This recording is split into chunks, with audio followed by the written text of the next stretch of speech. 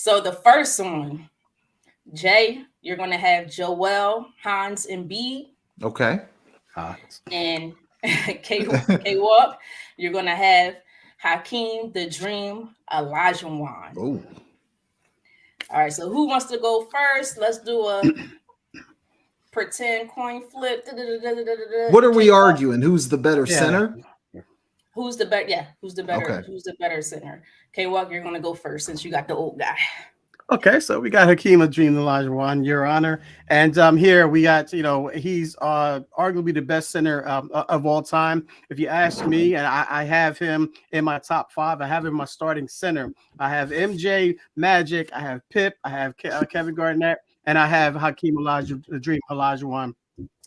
The best center, most athletic center in the history of the game. At one point, he had a quadruple double, ladies and gentlemen. He had double points, double rebounds, double assists, and double blocks. Not steals, but blocks. So we're talking about a quadruple double. I don't think anyone else in the league has had that. I don't have the information in front of me because I just had this information just submitted to me today. So I don't have the facts in front of me, but I do know he had at least one.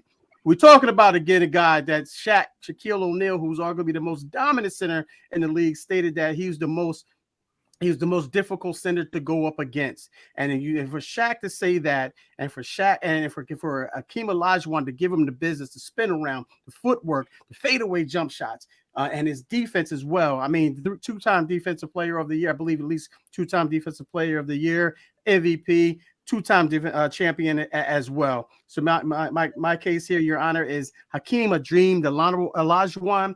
His name, the Dream. You dream for a guy like this. You dream for a center like this. So with that being said, Your Honor, I rest my case. Okay. Jay? Well, Your Honor, everything that Attorney Walker said about Hakeem the Dream Olajuwon is true. I don't disagree with any of it. But the one thing he can't say about his client, Your Honor, is that he's unstoppable.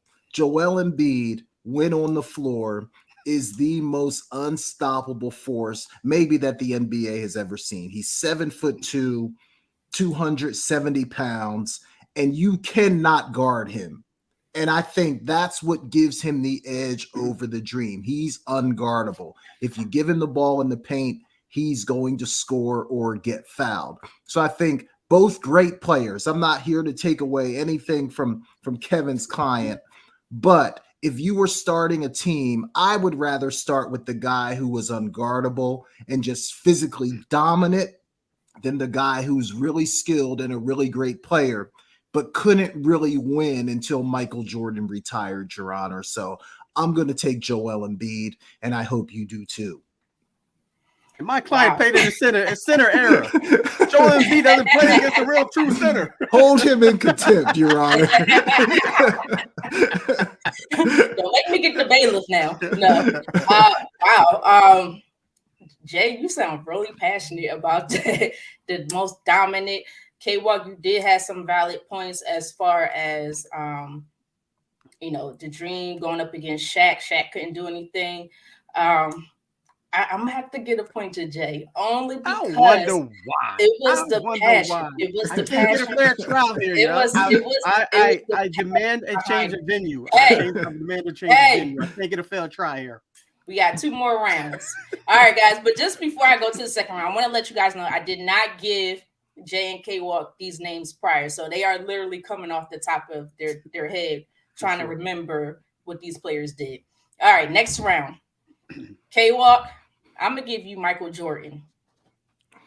Jay, I'm going to give you LeBron James. You already know it. Okay. It's a big debate still to this day for whatever reason. Okay. But that's what we're going to do. So, K-Walk, you going first last round.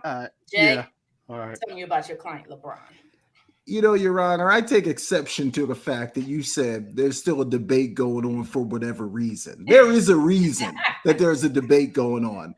When my client retires, Your Honor, not only is he going to be the league's leading scorer, but he has a chance. He'll be second probably in assist as well. Now, as great as MJ was, he doesn't have the numbers that stack up in that way, leading the league in scoring and second in the league in assists. And then I think when you look at LeBron and how many times he took a team, put them on his back, and got to a championship, 9 straight finals. Even the great Michael Jordan was not able to do that. And then I think when you look outside of basketball, the way that he's conducted himself, the impact that he's had on kids all across the United States of America, the school that he started. For a guy that's been in the public eye since he was 15, 16 years old and never has really had a misstep, to me, that's GOAT level stuff, Your Honor. So take all that into consideration as you hear Kevin's argument for MJ.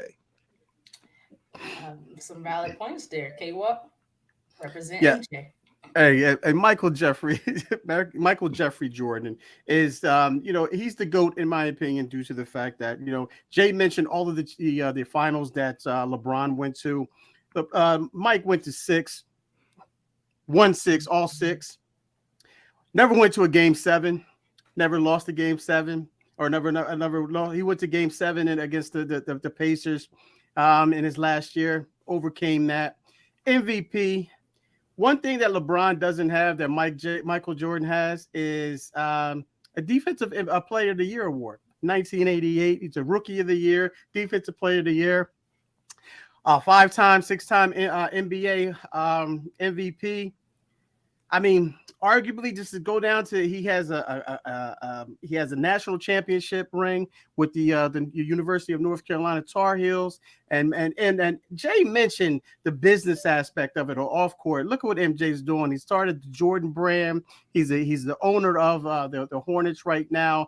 I mean, MJ, everything that everyone's doing. Look at Kobe Bryant, the late great Kobe Bryant, patting his game after Michael Jordan. And we're talking about, and Kobe is in that GOAT conversation as well. So let's keep that in mind. And also, we talk about stuff off the court. Let's talk about the Space Jam. Who was the first one to do that? Now he's trying to be that MJ. So right now, in that sense, LeBron's trying to be an MJ. So right now, with that being said, it's arguably that everyone's trying to patent their game and patent their business aspect of life after MJ. So with that being said, Your Honor, MJ is by far GOAT, GOAT. Wow, y'all made some very valid points. Jay, I love the fact that you said, he's been in the media since he was about 15, 16 years old, never had a bad mark on his record, anything. He stayed clean. Yep. K-Walk, I think you won the argument here when you said that LeBron is trying to be MJ, and clearly he is. Space Jam 2. The number 23, he wears that. 23. Yeah, he models. He said his favorite player has been MJ. So K-Walk, you get the point.